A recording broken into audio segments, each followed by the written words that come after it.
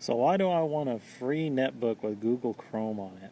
Well, I want it so that way I can test it out for the education environment. I would love nothing more than just to have a ton of netbooks or a ton of computers running Chrome and doing cloud computing and cut our licensing cost of $30,000+ a year down to as little as possible. And then that's something that we could give to the kids to take home, and depending on the netbook and if it has an internet connection, if they don't have it at home, then that's something that they can use to further their education. We deal with a bunch of at-risk kids who may or may not graduate, and so I think really testing out this Chrome operating system and on the netbook and seeing how it works and seeing if we could actually implement it into a school setting would be very viable. Well, would be a viable option, but also be very good for Google in that they could tap a market where Microsoft and Apple have dominated for years and help our youth get a better education.